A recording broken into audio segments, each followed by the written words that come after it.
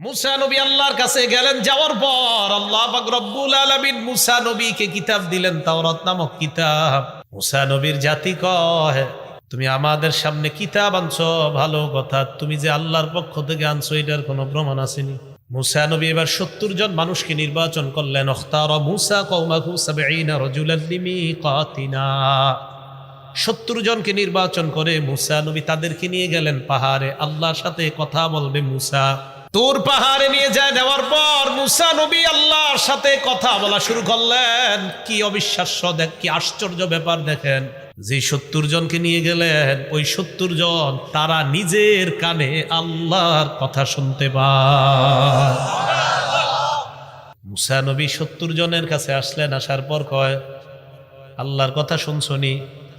কয়, মুসা আল্লাহর কথা তো শুনলাম, লান নুমিনা লাকা হাত্তা নারাল্লাহ জাহরা। সরাসরি যদি আল্লাহরে না দেখি বিশ্বাস করি না। কথা কিন্তু শুনছি, এখনকার সরাসরি না দেখলে বিশ্বাস করি। ফাআখাযাতকুমুস সাইকা, আল্লাহ বলেন ভয়ঙ্কর চিৎকার তোমাদেরকে পাকড়াও করলো। কাদেরকে? ওই মুসা নবীর যুগের ওই 70 জনকে।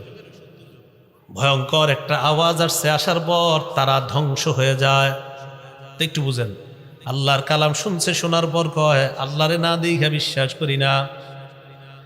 এবার যখন এই 70 জনের উপর গজব আসছে, তারা যখন মারা যায়, মুসা নবী চিন্তায় পড়ে গেলেন আর বললেন, আল্লাহ, বনি ইসরাইল সম্প্রদায়, এদের কাছে যখন আমি যাওয়ার পর যদি এরা দেখে 70 জন নাই, এরা বলবে আমি এদেরকে কৌশলে ফুসলিয়ে কোথাও নিয়ে মারছি আমি। দেখছেন নি মুসা নবীর কি টেনশন এদের জন্য। আল্লাহ এরা বলবে তুমি মনে হয় করে মেরে ফেলছ। আল্লাহ পাক রব্বুল আলামিন বলেন, সুম্মা বাসনাকুম মিন বাদি মাউতিকুম, এই তোমরে মরণের পর আমি আল্লাহ আবার জিন্দা করলাম। ওইটা মেরে লেছে না, আবার জিন্দা করে দিস। সুবহানাল্লাহ। কেন? ওই যে মুসা নবী বলছে, আল্লাহ আমি যদি গিয়ে বলি 70 জন মারা গেছে, এরা বলবে তুমি মারছো। মুসা নবীর এই কথা শুনে আল্লাহ কি করলেন? সুম্মা বাসনাকুম মিন বাদি মাউতিকুম, মরণের পর আমি আল্লাহ আবার জিন্দা করলাম। তাহলে এখান থেকে একটা শিক্ষা, যে আল্লাহ দুনিয়াতেই মৃত্যু দিয়ে আবার জিন্দা করে দেখাইতে পারেন, এই আল্লাহর কাছে আখেরাতে আমাদেরকে জীবিত করা কোনো ব্যাপার না। আচ্ছা, এবার বুঝে আসছে যে এই 70 জন যে কথা শুনছে। এখন দেখেন কি হয়েছে। মুসা নবী তাদেরকে বললেন, তোমরা এলাকায় যাইবা, দেখেন কি কয়, যাওয়ার পর বলবা আল্লাহ এই হুকুমগুলা করছে আর এই নিষেধগুলা করছে। দেখেন, আল্লাহ তোমাদেরকে এই হুকুম করছে আর এই নিষেধ করছে, এইগুলা গিয়ে তোমরা বলবা। তো কি হয়েছে দেখেন, যখন জাতির কাছে যাওয়ার পর কয় হুকুমগুলা আর নিষেধগুলারে কয় আল্লাহ এই নিষেধ তোমাদেরকে করছে আর এই হুকুম করছে, মানে আল্লাহর হুকুমগুলারে কয় নিষেধ, নিষেধগুলারে কয় আদেশ। এই যে আল্লাহ বলেন, ওয়াকাদ কানা ফারীকুম মিনহুম ইয়াসমাউনা কালাম আল্লাহ, ইহুদিরা তোমাদের কথা বিশ্বাস করবে না, তাদের একদল আমি আল্লাহর কথা শুনছে, শোনার পর সুম্মা ইউহাররিফুনা, আমি আল্লাহর কথাই পরিবর্তন করে দিছি।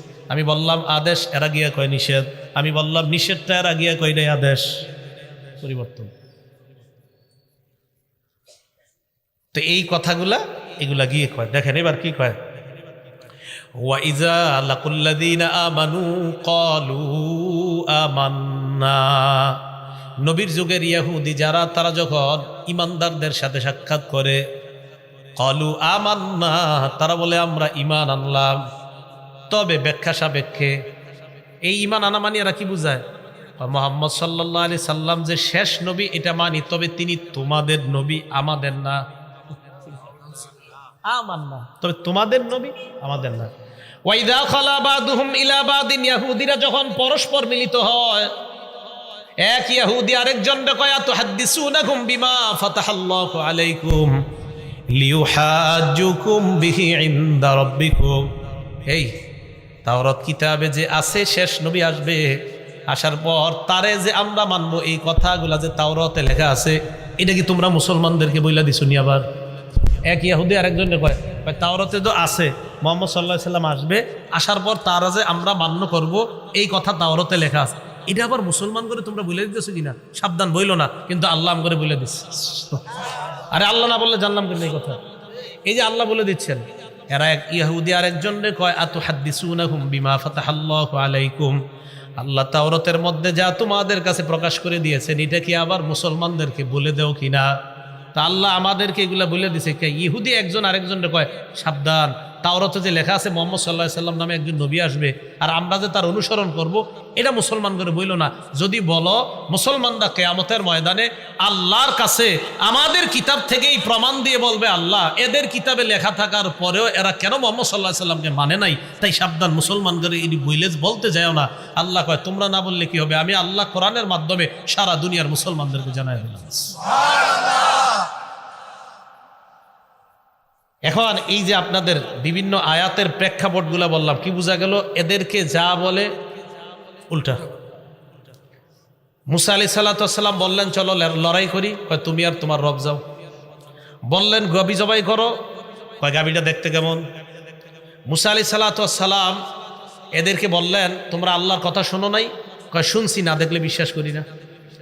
আবার আল্লাহ একদলকে বললেন আমি যা বললাম, মুসা নবী বলছে আল্লাহ যা যা হুকুম করছে এলাকায় গিয়ে বলবা এগুলো আল্লাহর আদেশ, এগুলো আল্লাহ নিষেধ।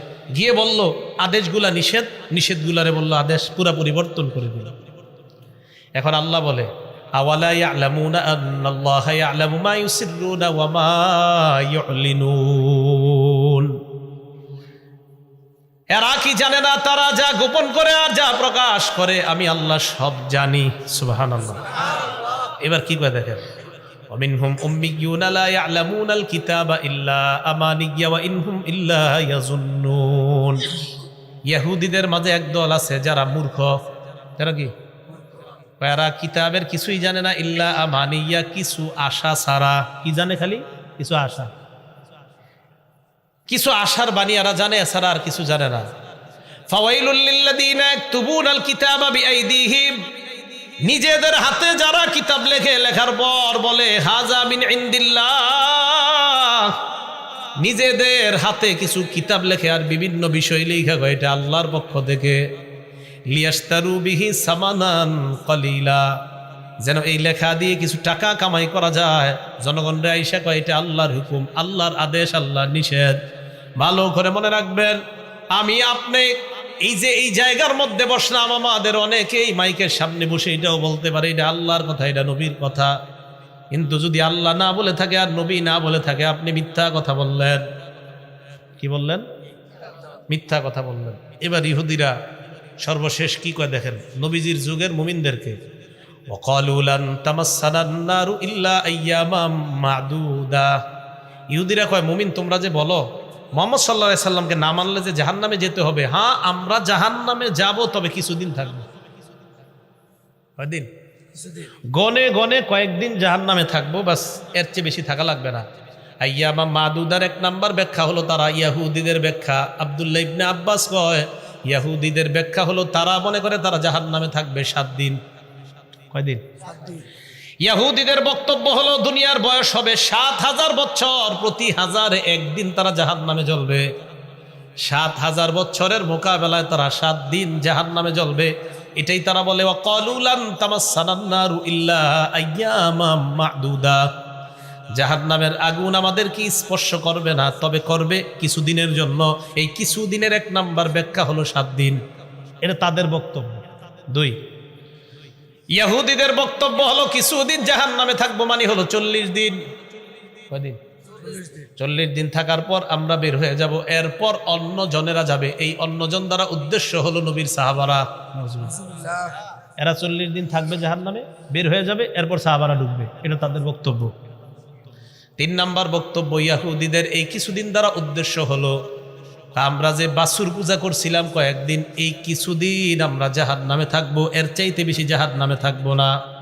যতদিন বাছুর পূজা করছিলাম এই পরিমাণ জাহান্নামে থাকবো। কি বাছুর পূজা?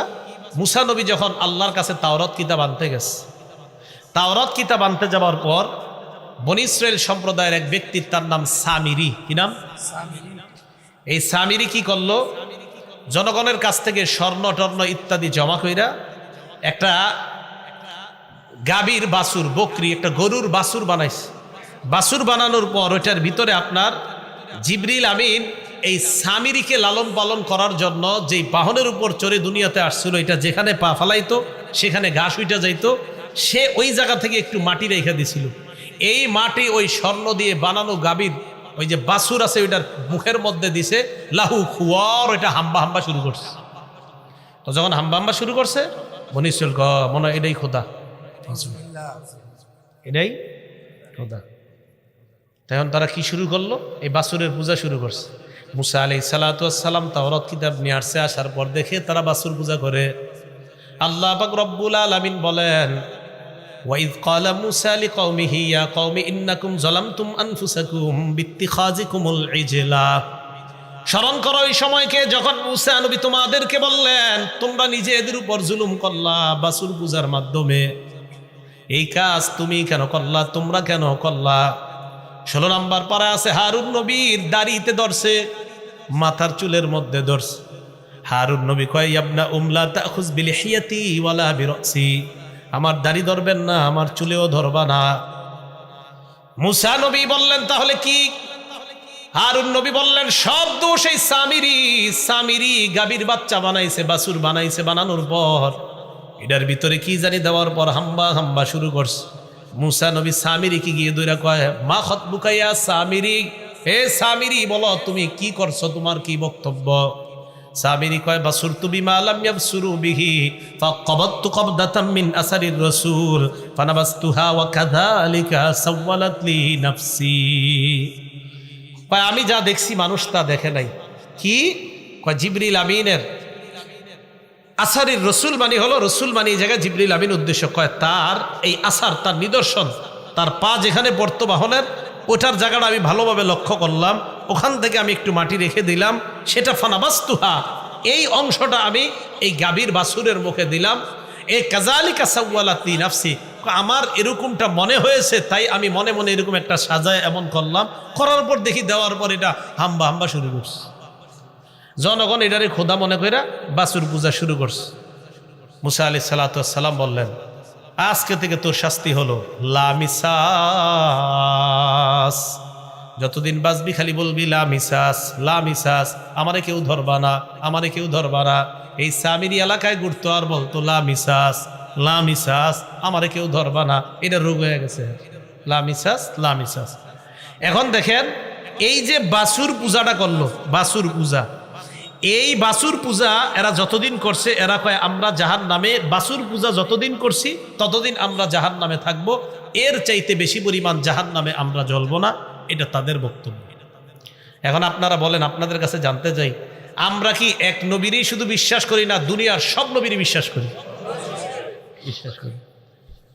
তো বনি ইসরাঈল ইয়াহুদি সম্প্রদায়, নবীজির যুগের ইয়াহুদি সম্প্রদায় যারা, তারা মুসা নবীরে নবী মানে, আমাদের নবীরে আমাদের নবী মানে, কিন্তু তাদের নবী না।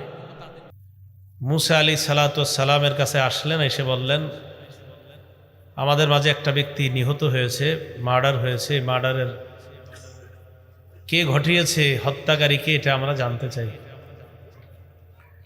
মুসা আলাইহিস সালাতু ওয়াস সালাম আল্লাহর কাছে দোয়া করলেন। তো আল্লাহ বললেন তাদেরকে বলেন একটা গাভী জবাই করার জন্য। তো মুসা আলাইহিস সালাতু ওয়াস সালাম তাদেরকে বললেন, আল্লাহ বলেন, ওয়াইদ ক্বালা মুসা লিকওমিহি ইন্নাল্লাহা ইয়া'মুরুকুম আন তাযবাহু বাকারা।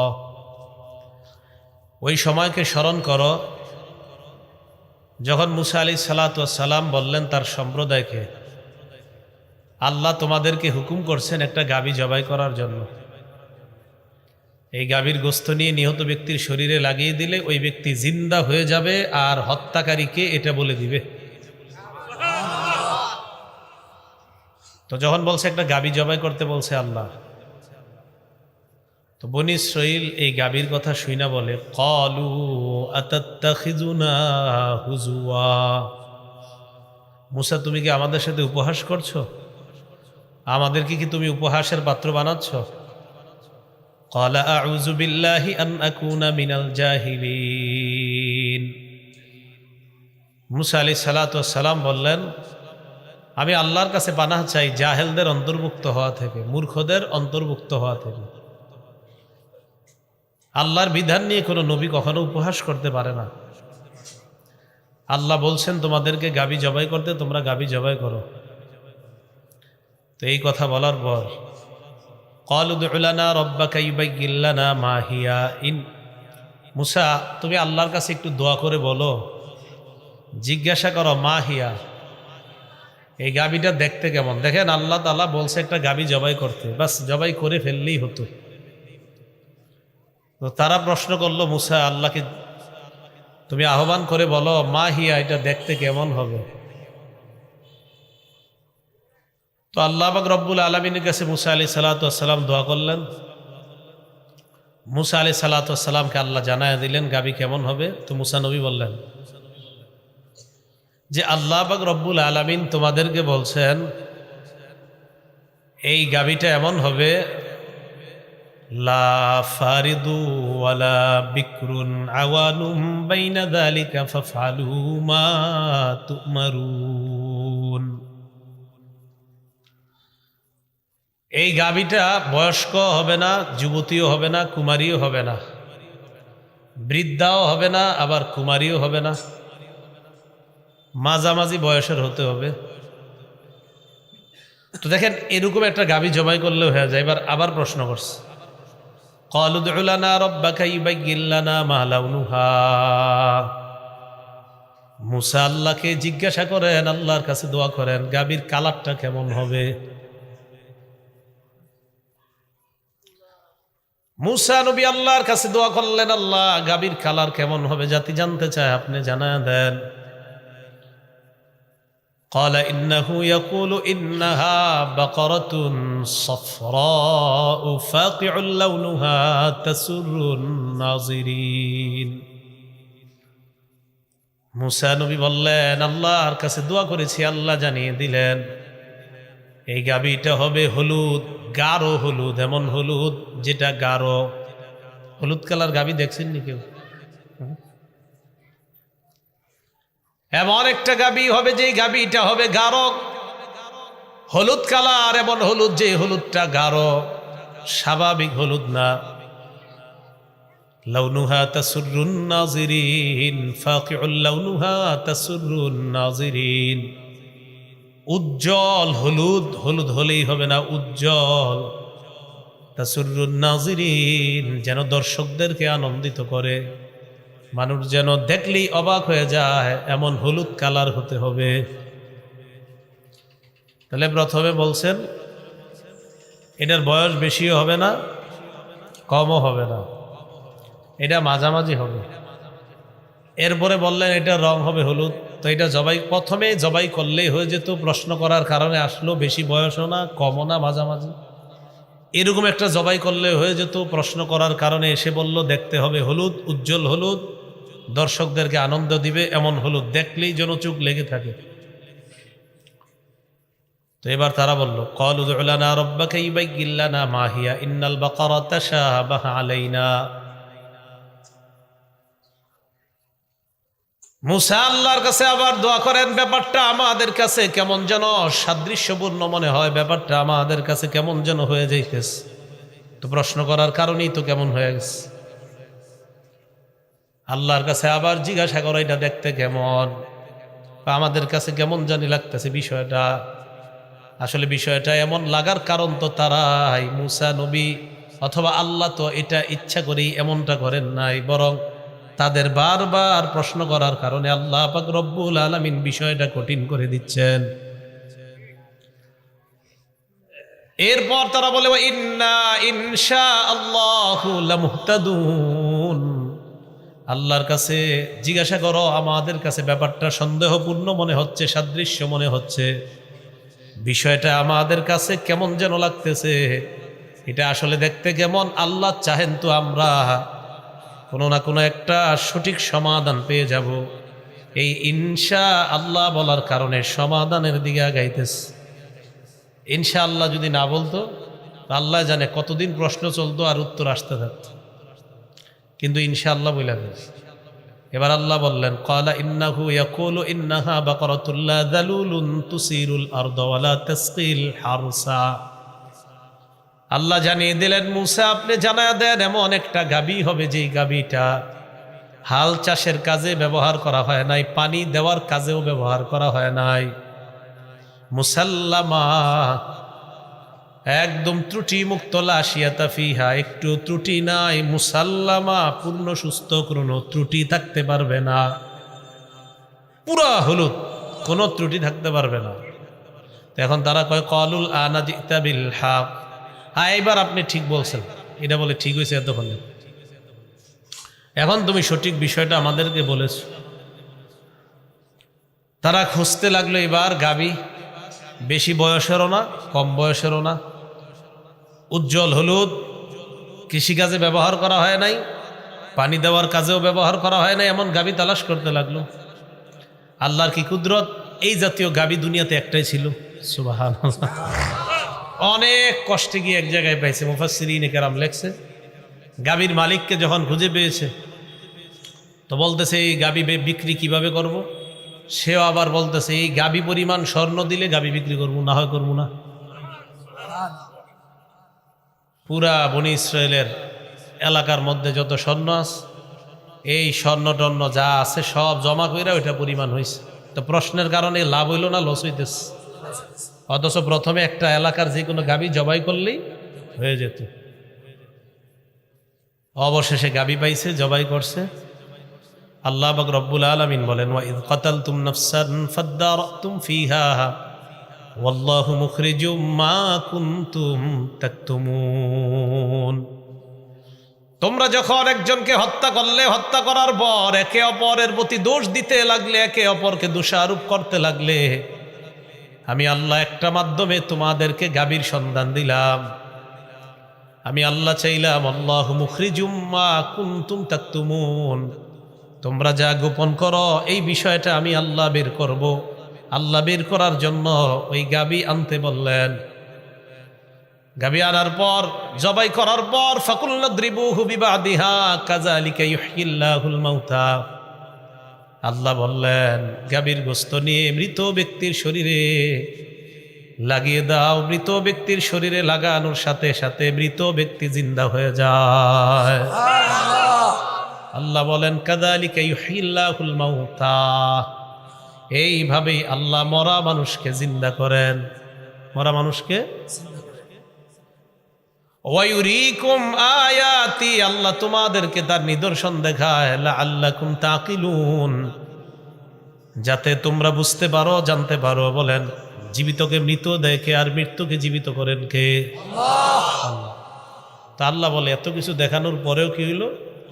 সুম্মা কাসাত কুলুবুকুম মিন বাদি যালিকা ফাহিয়া কাল হিজারা, এত নিদর্শন দেখাইলাম, মৃতকে আমি জিন্দা বানাইলাম, এরপরেও তোমাদের অন্তরগুলা এত শক্ত নরম হয় না। তোমাদের অন্তরগুলা এরপরেও শক্ত হয়ে গেছে। কেমন শক্ত? কায়াকাল হিজারা, পাথরের মতো শক্ত। ওয়া ইন্না মিনাল হিজারাতি লামা ইয়াতাফাজ্জারু মিনহুল আনহার, আল্লাহ বলেন কিছু পাথর আছে এমন যেই পাথর থেকে নদী প্রবাহিত হয়ে যায়। ওয়া ইন্না মিনহা লামা ইয়াশাক্কাকু ফায়াখরুজু মিনহুল মা, কিছু পাথর ফেটে যায়, ফেটে সেখান থেকে পানি বের হয়। ওয়া ইন্না মিনহা লামা ইয়াহবিতু মিন খাশিয়াতিল্লাহ, কিছু পাথর আছে এমন যে পাথর আল্লাহর ভয়ে উপর থেকে নিচে পড়ে যায়। পাথর আমি আল্লাহর ভয়ে কান্না করে, পাথর থেকে পানি বের হয় আমার ভয়ে। বান্দা তোমাদের অন্তর থেকে, কলব থেকে পানি আসতে চায় না।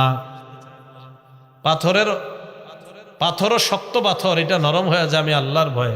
তোমাদের বান্দাদের অন্তর এত কঠিন, পাথরের চেয়ে কঠিন। আল্লাহ কয় আসাদ্দু কাসওয়া, বরং পাথরের চেয়ে আরো কঠিন। প্রথমে বলছে পাথরের মতো কঠিন, এরপরে বলে আর আসাদ্দু কাসওয়া, পাথরের চেয়ে আরো কঠিন। কিছু মানুষ আছে এমন, এত কঠিন হৃদয় যে পাথর না, পাথরের চেয়ে আরো কঠিন, এত ভয়ঙ্কর অবস্থা হয় তাদের। এই জাতীয় মানুষ দেখবেন জিন্দেগিতেও কখনো কান্না করতে দেখবেন না, আসে না? তো আল্লাহ পাক রব্বুল আলামিন নিদর্শন দেখাইলেন। এখন আসেন, বনি ইসরাইলকে আল্লাহ হুকুম করলেন, সাথে সাথে পালন করলে প্রশ্ন না করে বিষয়টা সহজ হয়ে যেত। প্রশ্ন করার কারণে বিষয়টা সহজ হয়েছে না কঠিন? সহিহ বুখারীর 6473 নম্বর হাদিসের বর্ণনা, কানা রাসূলুল্লাহ সাল্লাল্লাহু আলাইহি ওয়াসাল্লাম ইয়ানহা আন কিলা ওয়া ক্বাল। আল্লাহ নবী অনর্থক কথা বলতে নিষেধ করতেন। ওয়া কাসরাতিস সুআল, বেশি প্রশ্ন করতে আল্লাহ নবী নিষেধ করতেন। ওয়া মানইন ওয়াহাত, কৃপণতা করতে, ভিক্ষাবৃত্তি করতে আল্লাহ নবী নিষেধ করতেন। ওয়া ইদাআতিল মাল, সম্পদ নষ্ট করতে নবী নিষেধ করতেন। ওয়া ওয়াদিল বানাত, কন্যা সন্তান জীবন্ত মাটির নিচে দাফন করতে আল্লাহ নবী নিষেধ করতেন। পাঁচটার মধ্যে একটা হলো কাসরাতিস সুআল, বেশি প্রশ্ন করা নিষেধ। কিছু কিছু ক্ষেত্রে প্রশ্ন যত করবেন বিষয়টা আরো কঠিন হয়ে যায়। সাহাবাদেরকে আল্লাহ নবী বললেন, ইন্নাল্লাহা, আল্লাহ পাক রব্বুল আলামিন ফারাদা আলাইকুমুল হাজ্জা, তোমাদের উপর হজ ফরজ করে দিয়েছেন। এক সাহাবী দাঁড়িয়ে বললেন, ইয়া রাসূলুল্লাহ, আফি কুল্লি আমিন, প্রত্যেক বছর হজ করব নাকি? ফাসাকাতা, আল্লাহ নবী চুপ রইলেন। ওই ব্যক্তি আবার বললেন, ইয়া রাসূলুল্লাহ, আফি কুল্লি আমিন, আমরা কি প্রত্যেক বছর হজ করব? আল্লাহ নবী আবার চুপ রইলেন। আবার দাঁড়িয়ে বললেন, ইয়া রাসূলুল্লাহ, প্রত্যেক বছর আমরা হজ করব কিনা? আল্লাহ নবী আবার চুপ রইলেন। তিনবার প্রশ্ন করার পর নবী বললেন, লাউ কুলতু না'আম লাওয়াজাবাত, আমি যদি একবার বলতাম হ্যাঁ প্রত্যেক বছর হজ করা লাগবে, তাহলে সামর্থ্যবান যারা প্রত্যেক বছর তাদের উপর হজ অবধারিত হয়ে যেত। নবীজি বলেন, খুযু মা তারাকতুকুম, যতটুকু আমি বলি এতটুকু গ্রহণ করবা, বেশি প্রশ্ন করবা না। ফাইন্নামা হালাকা মান ক্বালা কানা ক্বাবলাকুম বিকাসরাতিস সুআল, তোমাদের পূর্ববর্তী জাতি বেশি প্রশ্ন করার কারণে ধ্বংস হয়ে গেছে। বলেন নাউজুবিল্লাহ। বেশি প্রশ্ন করবা তো বিপদে পড়বা। এই জন্য অনর্থক বিষয়ে বেশি প্রশ্ন না করা। তাহলে বনী ইসরাইল বলেন তো, এই গাভীর বিষয়ে প্রশ্ন বেশি করার কারণে বিষয়টা কি সহজ হচ্ছে না কঠিন হয়ে গেছে? দ্বিতীয় বিষয়, মুসা নবীর জাতি মুসা নবীর কথা মানার ক্ষেত্রে এতগুলা প্রশ্ন করলেন। মুসা আলাইহিস সালাতু ওয়াস সালামের জাতিকে আল্লাহ পাক রব্বুল আলামিন হুকুম করলেন, মুসা নবীকে আর মুসা নবীর জাতিকে কি হুকুম করলেন? একটা সম্প্রদায় আছে আমালিকা সম্প্রদায়। বলেন কি সম্প্রদায়? আমালিকা। আল্লাহ পাক রব্বুল আলামিন বলেন, ওয়া ইজ কুলনা দুখুলু হাযিহিল ক্বরিয়াতা ফাকুলু মিনহা হাইসু শি'তুম রাগাদা ওয়াদখুলুল বাবা সুজ্জাদা ওয়া কুলু হিত্তাতুন নাগফির লাকুম খাতায়াকুম ওয়া সানাজিদুল মুহসিনিন। ওই সময়কে স্মরণ করেন, আমি যখন বললাম উদখুলু হাযিহিল ক্বরিয়া, এই এলাকায় তোমরা প্রবেশ করো। কোন এলাকায়? যে এলাকাকে বলা হয় আমালিকা সম্প্রদায়। ওই আমালিকা সম্প্রদায়ে তোমরা যাও, যাওয়ার পর তাদের সাথে জিহাদ করবা। জিহাদ করার পর আমি আল্লাহ তোমাদেরকে বিজয় দান করব। মুসা নবী বনী ইসরাইল সম্প্রদায়কে নিয়ে রওনা করলেন। তারা আগে কি করলেন? 12 জন মানুষকে পাঠাইলেন আমালিকা সম্প্রদায়কে দেখে আসার জন্য। 12 জন মানুষকে পাঠাইলেন। ওই 12 জন যাওয়ার পর তথ্যবিত্ত তালাশ করে যাওয়ার পর ওই 12 জনকে আমালিকা সম্প্রদায়ের মানুষরা অ্যারেস্ট করছে। কয়জন রে? আগে একটু তথ্য নিয়ে আসবে, এরা দেখতে কেমন, এদের সাথে জিহাদ করা যাবে কিনা। অ্যারেস্ট করার পর বাদশার কাছে নিয়ে যায়। বাদশা চিন্তা করলো কি করা যায়, তাদের 12 জনকে হত্যা করব নাকি ছেড়ে দিব। বাদশাহ সিদ্ধান্ত নিয়ে নিল 12 জনকে ছেড়ে দাও, তারা যেন গিয়ে বনী ইসরাইল সম্প্রদায়কে জানায়া দেয় এদের সাথে যুদ্ধ করতে যাও না, গেলে বিপদে পড়বা। এটা যেন গিয়া বলে। বিশাল বড় বড় পাহাড়ের মতো এক একজন দেখতে, বিশাল বড় বড় পালোয়ান, এরকম এক এক অবস্থা। 12 জন রে আপনার একজনের কাছে কোনো ব্যাপার না। ওই আমালিকা সম্প্রদায়ের একজনের কাছে, 2 জনের কাছে 12 জন কোনো ব্যাপার না। এরকম এক এক শক্তিশালী এক একজন। 12 জন এলাকায়। এই 12 জনের মধ্যে একজনের নাম ছিল ইউশা। কি ছিল? উনি আর আরেকজন, এই 2 জন ছাড়া বাকি রইল আরো 10 জন।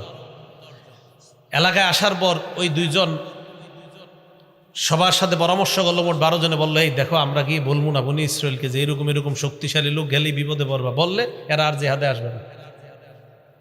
তো 12 জন আসার পর 2 জন চুপ রইল, বাকি 10 জন গিয়ে কি করলো, এরা আস্তে আস্তে জনগণে বইলা দিছে, এই শোনো ঘটনা খারাপ, ভুলে ওই দিকে যাও না, যাইবা বিপদে পড়বা। বনি ইসরাইল সম্প্রদায় মুসা নবীকে বললেন, মুসা ইযহাব আনতা ওয়া রাব্বুকা ফাকাতিলা ইন্না হাকুনা কাঈদুন। মুসা তুমি আর তোমার রব যাও জিহাদ করো, আমরা যাব না, আমরা এখানেই বসে থাকবো, তুমি আর তোমার রব গিয়ে জিহাদ করো। নাউজুবিল্লাহ। তুমি আর তোমার রব গিয়ে জিহাদ করো, এই কথা বলছ, কত বড় ভয়ঙ্কর কথা। তুমি আর তোমার রব গিয়ে জিহাদ করো। এবার দেখেন মুসা নবীর সম্প্রদায় মুসা নবীকে বললেন, তুমি আর তোমার রব গিয়ে জিহাদ করো। আমাদের নবী বদর যুদ্ধে যখন রওনা করলেন, যুদ্ধে রওনা করার সময় নবীজি সাল্লাল্লাহু আলাইহি ওয়াসাল্লাম একের পর এক ভাষণ দিতেছিলেন। মুহাজির সাহাবী যারা একের পর এক দাঁড়িয়ে বলি, ইয়া রাসূলুল্লাহ কোনো সমস্যা নাই চলেন। বারবার আল্লাহ রসুল কয়, মানে নবীজি একের পর এক ভাষণ বাড়াইতেছিলেন। নবীর টার্গেট হলো আনসারি সাহাবীদের মধ্যে কেউ দাঁড়ায় না কেন, আনসারি সাহাবাদের মধ্যে কেউ দাঁড়ায় না কেন, এটা ছিল নবীজির টার্গেট। শুধু মুহাজির যারা, এদের মধ্য থেকে এক একজন ভাষণ দিতেছে। তো নবীজি বারবার ভাষণ বাড়ায় কেন, যে আনসারদের মধ্যে কেউ কিছু দাঁড়ায় বলুক, এটা হলো নবীজির টার্গেট। হঠাৎ আনসারদের মধ্যে এক সাহাবী দাঁড়িয়ে যায়, দাঁড়ানোর পর বললেন, ইয়া রাসূলুল্লাহ চিন্তার কোনো কারণ নাই, বদর প্রান্তরে আপনি রওনা করেন, মুসা নবীর জাতি মুসা নবীকে যেমন বলছে আপনি আর আপনার রব নিয়ে লড়াই করেন, আমরা এখানে বসে থাকবো। ইয়া রাসূলুল্লাহ আমাদের কথা আপনি শুনেন, আমরা আপনাকে এমন কথা বলবো না যে আপনি আর আপনার রব গিয়ে লড়াই করেন, এমন কথা বলবো না, আমরা আপনার ডানে বামে সামনে পিছনে থাকবো। ইন্না মাআকুমা মুকাতিলুন। ইয়া রাসূলুল্লাহ আপনি লড়াইয়ে নেমে যান, বদর প্রান্তরে রওনা করেন, আমরা আপনার সামনে পিছনে ডানে বামে থেকে আপনার সাথে সরাসরি লড়াইয়ে অংশগ্রহণ করব। আমরা লড়াইয়ের ময়দান থেকে ভাগবো না, বনি ইসরাইলের মতো বলবো না তুমি আর তোমার রব যাও। তো বনি ইসরাইলকে যে এলাকার মধ্যে ঢুকতে বলছে আর কি আল্লাহ তাআলা, এক পর্যায়ে তারা এলাকায় ঢুকবে, ঢুকার সময় আল্লাহ বলে দিলেন, তোমরা ওই এলাকায় যাও, যাওয়ার পর ফাকুলু মিনহা হাইসু শি'তুম রাগাদা, প্রচুর পরিমাণে তোমরা খাও, তোমাদের যেইভাবে মন চায় তোমরা খাইবা, খেতে পারবা। ওই এলাকায় যাওয়ার পর প্রচুর ধন সম্পদ তোমরা পাইবা, ওই ধন সম্পত্তি তোমরা ভোগ করতে পারবা। 1 নাম্বার হুকুম। 2 নাম্বার ওয়াদখুলুল বাবা সুজ্জাদা, ওই এলাকায় ঢুকার সময় সিজদা অবস্থায় ঢুকবা। 3 নাম্বার কুলু হিত্ত, ওই এলাকার ঢুকার সময় বলবা হিত্ত, হিত্ত মানে আল্লাহ আপনি আমাদেরকে মাফ করে দেন, নাগফির লাকুম আমি আল্লাহ তোমাদেরকে ক্ষমা করে দিব।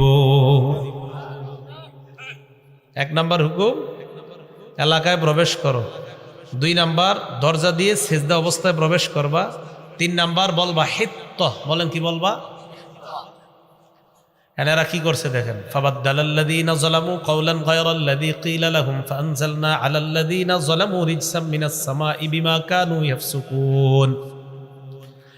ফাবাদদালাল্লাযীনা যালামু কাওলান গায়রাল্লাযী ক্বিলা লাহুম, তারা ঢুকার সময় আল্লাহ যা বলছে তা তারা পরিবর্তন করে, আল্লাহর উল্টাটা তারা কয়। 1 নাম্বার আল্লাহ বলছে সিজদা অবস্থায় প্রবেশ করো, এরা যাওয়ার সময় সিজদা তো দেয় না, মাথা ঝুঁকায় না, বরং এই নিতম্বটা মাটির সাথে হেসরায় হেসরায় প্রবেশ করতেছে। না আল্লাহ বলছে এমনি, এরা এমনি ঢুকতেছে। 2 নাম্বার আল্লাহ বললেন ওকুলু হিত্ত, তোমরা বলবা হিত্ত, এরা ঢুকার সময় কয় হিন্ত। কি কয়? আল্লাহ বলছে হিত্ত,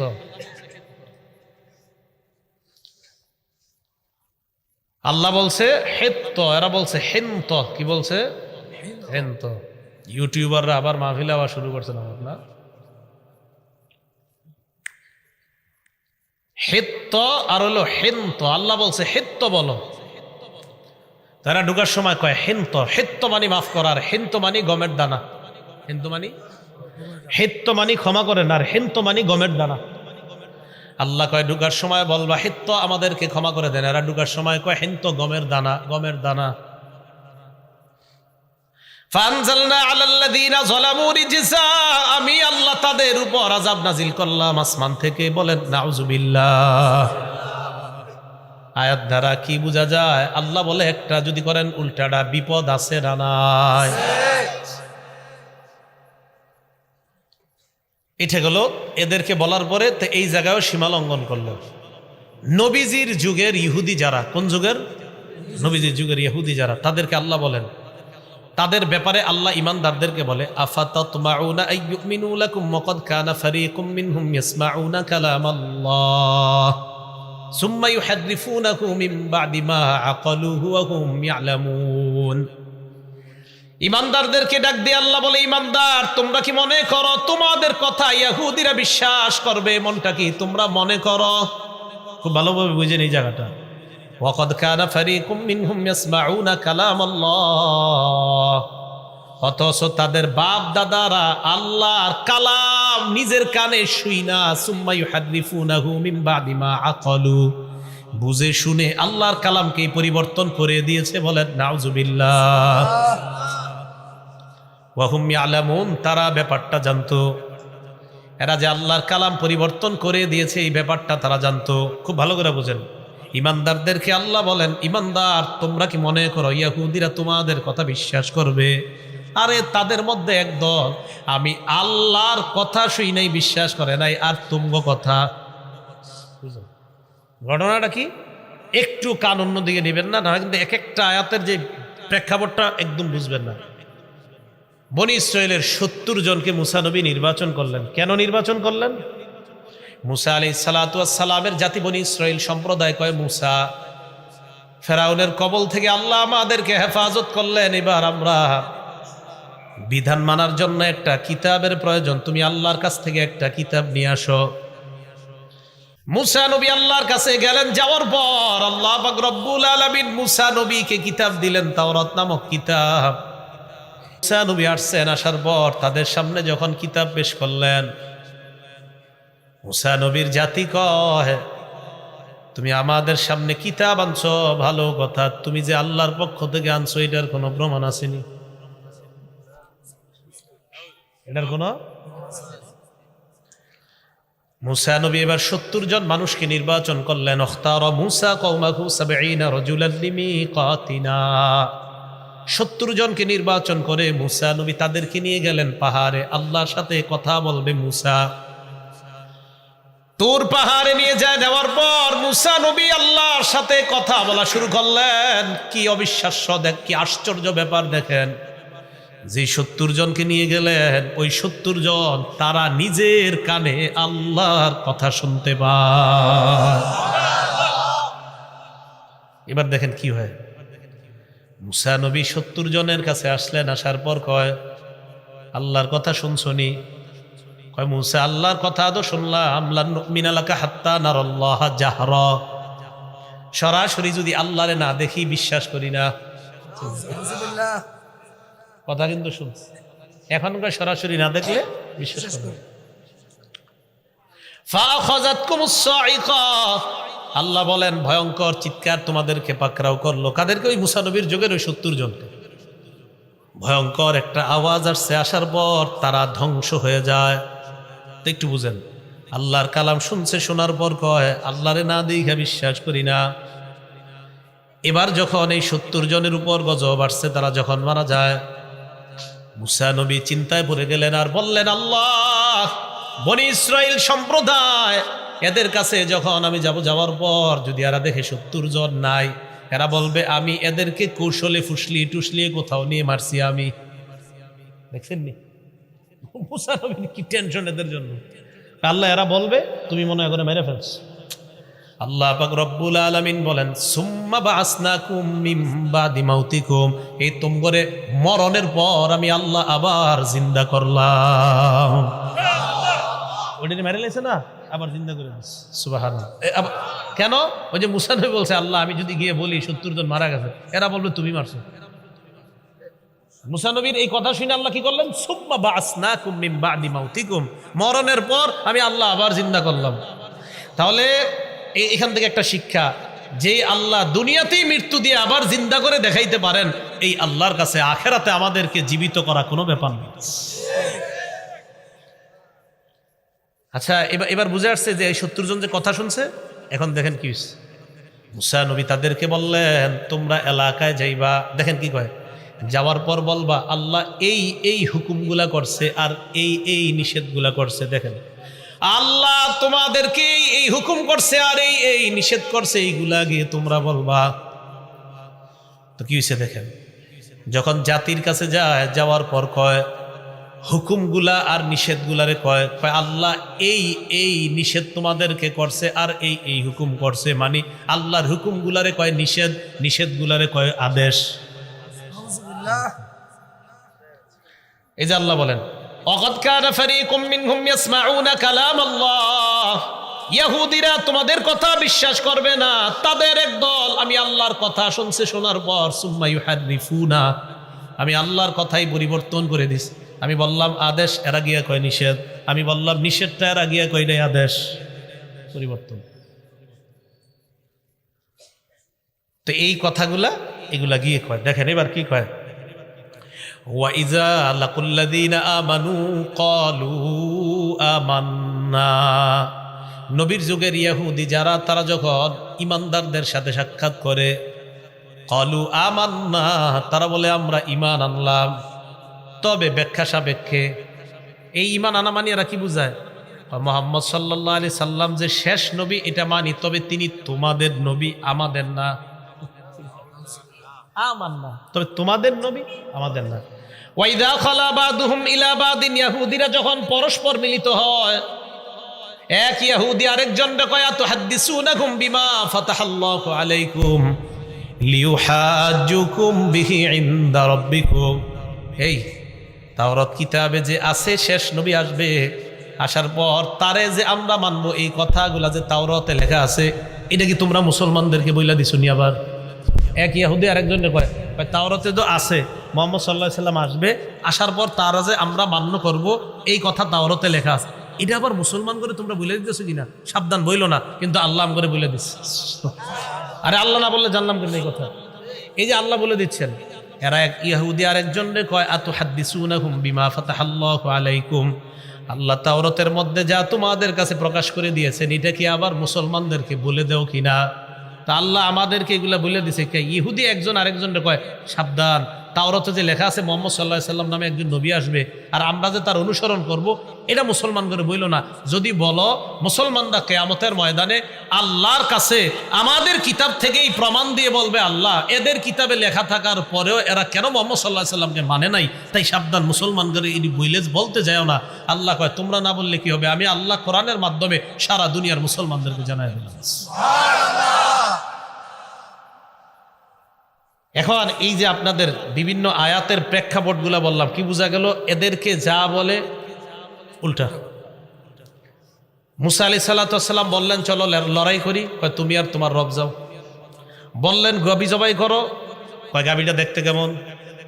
মুসা আলাইহিস সালাম এদেরকে বললেন তোমরা আল্লাহর কথা শোনো নাই, কয় শুনছি, না দেখলে বিশ্বাস করি না।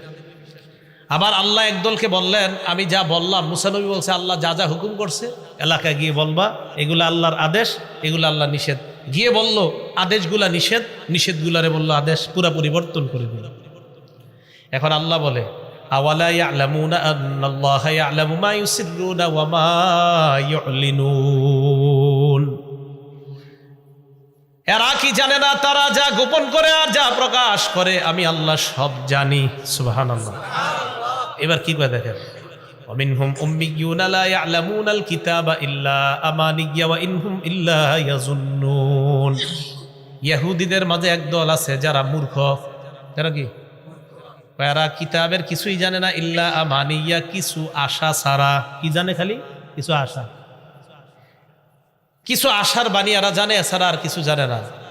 ফাওয়াইলুল লিল্লাযীনা ইয়াকতুবুনাল কিতাবা বিআইদিহিম, নিজেদের হাতে যারা কিতাব লেখে, লেখার পর বলে হাযা মিন ইনদিল্লাহ, নিজেদের হাতে কিছু কিতাব লেখে আর বিভিন্ন বিষয় লেখা হয় এটা আল্লাহর পক্ষ থেকে। লিয়াশতারু বিহি সামানান কলিলা, যেন এই লেখা দিয়ে কিছু টাকা কামাই করা যায়। জনগণরা আইসা কয় এটা আল্লাহর হুকুম, আল্লাহর আদেশ, আল্লাহর নিষেধ। ভালো করে মনে রাখবেন, আমি আপনি এই যে এই জায়গার মধ্যে বসলাম, আমাদের অনেকেই মাইকের সামনে বসে এটাও বলতে পারে এটা আল্লাহর কথা, এটা নবীর কথা। কিন্তু যদি আল্লাহ না বলে থাকে আর নবী না বলে থাকে, আপনি মিথ্যা কথা বললেন। কি বললেন? মিথ্যা কথা বললেন। এবার ইহুদিরা সর্বশেষ কি কয় দেখেন, নবীজির যুগের মুমিনদেরকে, ওয়াকালু লান তামাসসানান নারু ইল্লা আইয়ামাম মা'দুদা। ইহুদিরা কয়, মুমিন তোমরা যে বলো মুহাম্মদ সাল্লাল্লাহু আলাইহি সাল্লামকে না মানলে যে জাহান্নামে যেতে হবে, হ্যাঁ আমরা জাহান্নামে যাব, তবে কিছুদিন থাকবো। কয়দিন? গনে গনে কয়েকদিন জাহান্নামে থাকবো, বাস, এর চেয়ে বেশি থাকা লাগবে না। আইয়ামাম মা'দুদার এক নাম্বার ব্যাখ্যা হলো তারা ইয়াহুদিদের ব্যাখ্যা। আব্দুল্লাহ ইবনে আব্বাস কয় ইয়াহুদিদের ব্যাখ্যা হলো তারা মনে করে তারা জাহান্নামে থাকবে 7 দিন। কয়দিন? 7 দিন। ইয়াহুদিদের বক্তব্য হলো দুনিয়ার বয়স হবে 7000 বছর, প্রতি 1000 একদিন তারা জাহান্নামে জ্বলবে। 7000 বছরের মোকাবেলায় তারা 7 দিন জাহান্নামে জ্বলবে। এটাই তারা বলে ওয়াকালু লান তামাসসানান নারু ইল্লা আইয়ামাম মা'দুদা। জাহান্নামের আগুন আমাদেরকে স্পর্শ করবে না, তবে করবে কিছুদিনের জন্য। এই কিছুদিনের এক নাম্বার ব্যাখ্যা হলো 7 দিন। এটা তাদের বক্তব্য। 2, ইহুদিদের বক্তব্য হলো কিছুদিন জাহান্নামে থাকবো মানে হলো 40 দিন। কয়দিন? 40 দিন থাকার পর আমরা বের হয়ে যাব, এরপর অন্য জনেরা যাবে। এই অন্যজন দ্বারা উদ্দেশ্য হলো নবীর সাহাবারা। এরা 40 দিন থাকবে জাহান্নামে, বের হয়ে যাবে, এরপর সাহাবারা ঢুকবে। এটা তাদের বক্তব্য। 3 নাম্বার বক্তব্য ইহুদিদের, এই কিছুদিন দ্বারা উদ্দেশ্য হলো আমরা যে বাছুর পূজা করছিলাম কয়েকদিন, এই কিছুদিন আমরা জাহান্নামে থাকবো, এর চাইতে বেশি জাহান্নামে থাকবো না। যতদিন বাছুর পূজা করছিলাম এই পরিমাণ জাহান্নামে থাকবো। কি বাছুর পূজা? মুসা নবী যখন আল্লাহর কাছে তাওরাত কিতাব আনতে গেছে, তাওরাত কিতাব আনতে যাওয়ার পর বনী ইসরাইল সম্প্রদায়ের এক ব্যক্তির, তার নাম সামিরি। কি নাম? এই সামিরি কি করলো, জনগণের কাছ থেকে স্বর্ণ টর্ণ ইত্যাদি জমা কইরা একটা গাভীর বাছুর, বকরি, একটা গরুর বাছুর বানাইছে। বাছুর বানানোর পর ওইটার ভিতরে আপনার জিবরিল আমিন এই সামিরিকে লালন পালন করার জন্য যেই বাহনের উপর চড়ে দুনিয়াতে আসছিল, এটা যেখানে পা ফালাইতো সেখানে ঘাস উইটা যাইতো, সে ওই জায়গা থেকে একটু মাটি রেখে দিছিল। এই মাটি ওই স্বর্ণ দিয়ে বানানো গাভীর ওই যে বাছুর আছে ওইটার মুখের মধ্যে দিছে, লাহু খুয়ার, ওইটা হাম্বা হাম্বা শুরু করছে। তো যখন হাম্বা হাম্বা শুরু করছে, বনী ইসরাইল মনে হয় এটাই খোদা, এটাই খোদা। তখন তারা কি শুরু করলো, এই বাছুরের পূজা শুরু করছে। মুসা আলাইহিস সালাতু ওয়াস সালাম তাওরাত কিতাব নিয়ে আসছে, আসার পর দেখে তারা বাছুর পূজা করে। আল্লাহ পাক রব্বুল আলামিন বলেন, ওয়াইদ ক্বালা মুসা লিকওমিহি ইয়া কওমি ইন্নাকুম যালামতুম আনফুসাকুম বিত্তিখাযিকুমুল ইজলা। স্মরণ করো এই সময়কে যখন মুসা নবী তোমাদেরকে বললেন তোমরা নিজেদের উপর জুলুম করলা বাছুর পূজার মাধ্যমে। এই কাজ তুমি কেন করলা, তোমরা কেন করলা? 16 নম্বর পারা আছে, হারুন নবীর দাড়িতে ধরছে, মাথার চুলের মধ্যে ধরছে। হারুন নবী কয়, ইবনা উমলা তাখুজ বিলিহিয়াতি ওয়ালা বিরাসি, আমার দাড়ি ধরবেন না, আমার চুলেও ধরবা না। মুসা নবী বললেন তাহলে কি? হারুন নবী বললেন সব দোষ এই সামিরি গাভীর বাচ্চা বানাইছে, বাছুর বানাইছে, বানানোর পর এটার ভিতরে কি জানি দেওয়ার পর হাম্বা হাম্বা শুরু করছে। মুসা নবী সামিরি কি গিয়ে দইরা কয়, মা খতবুকা ইয়া সামিরি, হে সামিরি বলো তুমি কি করছো, তোমার কি বক্তব্য? সামিরি কয়, বাসুরতু বিমা লাম ইয়াবসুরু বিহি ফাকাবাতু কবদাতাম মিন আসারির রাসূল ফানাবাসতুহা ওয়া কাযালিকা সাওয়ালাত লি নাফসি। কয় আমি যা দেখছি মানুষ তা দেখে নাই। কি কয়? জিবরিল আমিনের আসারির রসুল মানি হলো, রসুল মানি এই জায়গায় জিবরিল আমিন উদ্দেশ্য। কয় তার এই আসার, তার নিদর্শন, তার পা যেখানে পড়তো বাহনের, ওটার জায়গাটা আমি ভালোভাবে লক্ষ্য করলাম, ওখান থেকে আমি একটু মাটি রেখে দিলাম, সেটা ফানাবাসতুহা, এই অংশটা আমি এই গাভীর বাছুরের মুখে দিলাম। এই কাযালিকা সাওয়ালাত লি নাফসি, আমার এরকমটা মনে হয়েছে তাই আমি মনে মনে এরকম একটা সাজায় এমন করলাম, করার পর দেখি দেওয়ার পর এটা হাম্বা হাম্বা শুরু করছে। জনগণ এটারে খোদা মনে করে বাছুর পূজা শুরু করছে। মুসা আলাইহিস সালাতু ওয়াস সালাম বললেন, আজকে থেকে তোর শাস্তি হলো লা মিসাস, যতদিন বাঁচবি খালি বলবি লা মিসাস, লা মিসাস, আমারে কেউ ধরবা না, আমারে কেউ ধরবা না। এই সামিরি এলাকায় ঘুরতো আর বলতো লা মিসাস, লা মিসাস, আমারে কেউ ধরবা না। এটা রোগ হয়ে গেছে, লা মিসাস, লা মিসাস। এখন দেখেন এই যে বাসুর পূজাটা করলো, বাসুর পূজা, এই বাসুর পূজা এরা যতদিন করছে, এরা কয় আমরা জাহান্নামে, বাসুর পূজা যতদিন করছি ততদিন আমরা জাহান্নামে থাকবো, এর চাইতে বেশি পরিমাণ জাহান্নামে আমরা জ্বলবো না। এটা তাদের বক্তব্য। এখন আপনারা বলেন, আপনাদের কাছে জানতে চাই, আমরা কি এক নবীরই শুধু বিশ্বাস করি না দুনিয়ার সব নবীরই বিশ্বাস করি? বিশ্বাস করি। তো বনী ইসরাঈল ইয়াহুদি সম্প্রদায়, নবীজির যুগের ইয়াহুদি সম্প্রদায় যারা, তারা মুসা নবীরে নবী মানে, আমাদের নবীরে আমাদের নবী মানে, কিন্তু তাদের নবী না। কথাটা বুঝছেন? তিনি তোমাদের নবী, তিনি শেষ নবী, বাকি তোমাদের, আমাদের না। এবং তারা এই বিশ্বাস নিয়ে জান্নাতে যেতে চায়। বলেন আমাদের নবীজিরে না মানছে আর তিনি জান্নাতে যাবে, এটা কি সম্ভব? কখনো অসম্ভব। এটা জান্নাতে যাওয়া কোশ্চিনকালেও সম্ভব না। তো এখান থেকে আমাদের শিক্ষা হলো, আমরা পৃথিবীর সব নবীরে বিশ্বাস করি। আরেকটা বিষয়, হুকুম পালনের ক্ষেত্রে সীমা লঙ্ঘন করা যাবে না। বলেন হুকুম পালনের ক্ষেত্রে কি করা যাবে না? সীমা লঙ্ঘন করা যাবে না। যদি সীমা লঙ্ঘন করেন, আল্লাহ চাইলে বানর আর শূকরে পরিণত করে দিতে পারেন। বানর আর শূকর। আল্লাহ বলেন ওয়ালাকাদ আলিমতুমুল্লাযীনা আতাদাউ মিনকুম ফিস সাবতি ফাকুলনা লাহুম কুনু কিরাদাতান খাসিঈন। দাউদ নবীর জামানায় তোমরা সীমা লঙ্ঘন করেছিলে। ইহুদি সম্প্রদায় এমন সীমা লঙ্ঘন করছে, আল্লাহ পাক রব্বুল আলামিন তাদেরকে বললেন লা তাদু ফিস সাব, শনিবারের ব্যাপারে তোমরা সীমা লঙ্ঘন করবা না। আল্লাহ বলে দিলেন শনিবারে তোমরা সীমা লঙ্ঘন করবা না, মাছ ধরা আমি আল্লাহ নিষেধ করে দিলাম। এদের মধ্যে দুই দল হয়ে যায়। এক দল কয় আল্লাহ যেহেতু শনিবারে মাছ ধরতে নিষেধ করেছে আমরা ধরবো না। আরেক দল কয় আল্লাহ নিষেধ করছে শনিবারে মাছ ধরতে, কিন্তু আটকাইতে তো নিষেধ করে নাই। কি করতে? এনারা কি করছে? ওই যে দেশ গ্রামে আপনারা মাছ আটকানোর জন্য কত কিছু বানান না, এরকম বানাইছে। কেন? আমরা ধরবো না শনিবারে, কিন্তু শনিবারে প্রচুর মাছ আপনার নদীর কিনারা এসে লাফায় লাফায় উপরে ওঠে, কিন্তু আল্লাহ নিষেধ শনিবারে মাছ ধরা যাবে না। এরা কি করে? এমন এমন জিনিস বানাইছে যেন মাছগুলা লাফায় লাফায় ওই জায়গায় আটকায় যায়, এরা রবিবারে ধরবে। কিবারে? এটা আল্লাহর হুকুম পালনের ক্ষেত্রে এটা ফাইজলামি না? আল্লাহ বলছে শনিবারে মাছ ধরবে, এরা সীমা লঙ্ঘন করলো। শনিবারে মাছগুলাই বিভিন্ন কৌশলে তারা আটকায়, অন্য দিন গিয়ে মাছ ধরে। আল্লাহ বলেন ফাকুলনা লাহুম কুনু কিরাদাতান খাসিঈন, আমি আল্লাহ তাদেরকে হুকুম করলাম বানর আর শূকর যেন হয়ে যায়।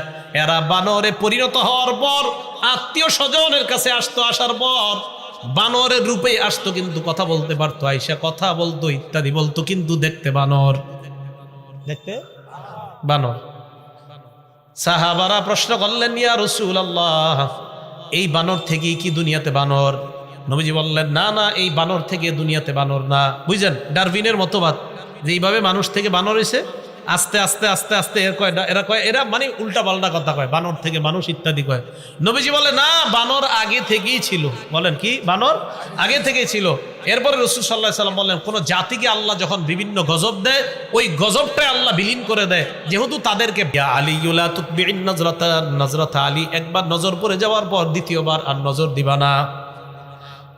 এবার আমাদের যুবকরা এটা বুঝছে কিভাবে? দেখেন, কয় হুজুর প্রথমবার যদি দীর্ঘ সময় তাকায়া থাকি হবে নি, মানে একটা নারীকে রাসূল বললেন একবার নজর পড়ে যাওয়ার পর দ্বিতীয়বার আর নজর দিবা না। এখন দেখেন সীমা লঙ্ঘন কারে কয়? হুজুর একবারেই যদি আধা ঘন্টা চায়া থাকি, দ্বিতীয়বার আর তাকাইলাম না, এটা সীমা লঙ্ঘন। এটা সীমা লঙ্ঘন। হুকুম পালনে সীমা লঙ্ঘন করা যাবে না, যে বিষয়টা বুঝাইতে চাইলাম। প্রথমে দেখেন প্রশ্নের কারণে ঝামেলা বাড়লো, এরপরে আল্লাহ হুকুম দিলেন একের পরে একটা। এরা শুধু উল্টাটা করে সীমা লঙ্ঘন করতেছে, আর বারবার তাদের উপরে আযাব আসতেছে। এইগুলো আল্লাহ আমাদেরকে কেন জানাইলেন?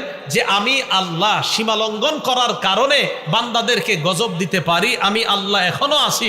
তাই সাবধান, তোমরাও যতদিন দুনিয়াতে বেঁচে আছো, সীমা লঙ্ঘন যদি করো তাহলে আমি আল্লাহর গজব কিন্তু এখনো তোমাদের উপর আসতে পারে। কারণ আল্লাহ আমাদেরকে গজব দেওয়াটা এটা আল্লাহর কাছে কোনো ব্যাপার না। তাহলে সীমা লঙ্ঘন করা যাবে না। ক্বালা রাসূলুল্লাহ সাল্লাল্লাহু আলাইহি ওয়াসাল্লাম, নবীজি সাল্লাল্লাহু আলাইহি ওয়াসাল্লাম বলেন, মা মিন রাজুলিন ফি কওমিন ইউমালু ফীহিম বিল মাআসি ইয়াকদিরুনা আলা আন ইউগাইয়িরু ফালা ইউগাইয়িরু আলাইহি। ইল্লা আসাবাহুমুল্লাহু বিআযাবিম মিন ক্বাবলি আন ইয়ামুতু। নবীজি বলেন, আপনি কোন এলাকার মধ্যে আছেন, ওই এলাকায় যদি আপনি অন্যায় দেখেন, সীমা লঙ্ঘন দেখেন, আল্লাহর হুকুম পালন করার ক্ষেত্রে মানুষ শুধু উল্টা পাল্টা যদি দেখেন, দেখার পরেও যদি আপনি বাধা না দেন, আবার দেখার পরেও যদি আপনি বাধা না দেন, নবীজি বলেন মরণের আগে এমন গজব আসবে আপনার উপর, আল্লাহ মরণের আগে কোনো না কোনো শাস্তি আপনাকে দিবেনি, কোনো না কোনো শাস্তিতে পড়ে যাবেন। এলাকার মধ্যে দেখবেন আল্লাহ বলছে সুদ খাওয়া হারাম, এরপরেও যারা খায় আর বলে সুদ আর ব্যবসায় করা। একটা হলো সুদ হারাম, হারাম মানে কিছু মানুষ, এরপরেও খায়, সুদরে হারাম মাইনা এরপরেও খায়, এটা একটা বিষয়, বেচারা দোয়া করি ফিরে আসবে। আরেক দলের লোক হয় না আন্তাজি, সব জিনিস কি আর সুদ নি ভাব ধরে, তারপরে কি করে বিভিন্ন সুরতে সুদ খায়, বিভিন্ন সুরতে। তো বিভিন্ন সুরতে যে সুদ খায়, এও জানে যে এটা সুদ, কিন্তু মানুষে বুঝাইতে চায় আমি কি ওইভাবে খাইছি নি, আমি তো ওইভাবে খাইছি। তো এটা কিন্তু আল্লাহর হুকুমের সাথে সীমালঙ্ঘন। আপনি যেভাবে খান, সুদ যদি হয় এটা কিয়ামত পর্যন্ত সুদ, এটা হালাল হবে না। আর আপনি বিভিন্ন ঘুরায়া পেঁচায়া এটারে তেনা লাগানোর চেষ্টা করেন, সুদ, এটা সুদ, এটা সীমা লঙ্ঘন করা যাবে না। তো অনেক মানুষ বুঝাইতে চায় ওইভাবে খাইলে তো আর সুদ হয় না, এইভাবে তো আর সুদ হয় না। এটা কিন্তু আল্লাহর হুকুমের সাথে সীমা লঙ্ঘন করা। কিভাবে কয়, যদি ডিপোজিট করি, হ্যাঁ আসেনি এরকম, হ্যাঁ। এই যে বিভিন্ন জিনিস বিভিন্ন জায়গায় আপনাদেরকে বিভিন্ন আশা টাশা ইত্যাদি দিয়ে নির্দিষ্ট একটা লভ্যাংশ আপনাদেরকে বলা হয়, আর নির্দিষ্ট লভ্যাংশের বিনিময়ে টাকাটা নেওয়া হয়। নির্দিষ্ট লাভ এখানে পুরাপুরি একদম ধার্য করে দেয় যে তুমি বছর শেষে 3000 পাইবা, বছর শেষে 6000 পাইবা। এটা পুরো সুদ, সম্পূর্ণ সুদ, সুদ। এরপরে আরেকটা সুরত বলে কয় ভাই মুজারাবা। মুজারাবা মানে একজনের মাল আরেকজনের শ্রম, একজনের টাকা আরেকজনের শ্রম দিবে। তো এটার বিনিময়ে কয়, এটার বিনিময়ে লাভ দেয়। কেন লস হইলে কি এটা দুইজন নেননি? কয় না কা না, লস হইলে তো দুইজন নেন না, তো এটা ব্যবসা করে কিভাবে? ব্যবসায় লাভ লস দুজনের পক্ষে এটা কথা থাকতে হবে। লাভ লস হলে, লাভ হলে দুজনের, লস হলে দুজনের। ও মা, শুধু লস একদল ভোগ করবে, লাভ আরেক দল ভোগ করে। লস হইলে কয় জানি না, তোমারে চিনি না। এটা কেমন না? লাভ লস দোনোটার ভাগিদার নিলে এরপরে তো অনেকে বুঝায়, বিভিন্ন ইসলামী নাম দিয়ে বুঝায়, হ্যাঁ আমরা তো ব্যবসার মাধ্যমে লভ্যাংশ দিই। পাল্টা প্রশ্ন করবেন, যদি এখানে লস খাই তাহলে কি আমি খাবো না আপনারাও খাবেন? তখন বলবে শুধু তুমি খাবে, আমরা না। হলো না, লস দুই পক্ষ খেতে হবে। তা লস দুই পক্ষ যদি হয়, লাভ দুই পক্ষ হয়, তাহলে এটা সুদ মুক্ত হবে। তো যে বিষয়টা বুঝাইতে চাইলাম, আল্লাহর হুকুম পালন করার ক্ষেত্রে আমরা কখনোই সীমালঙ্ঘন করব না। আল্লাহ পাক রব্বুল আলামিন আমাদের সকলকে যে কথাগুলা শুনলাম বললাম, এর উপর যেন আমরা আমল করতে পারি, আল্লাহ তৌফিক দান করেন।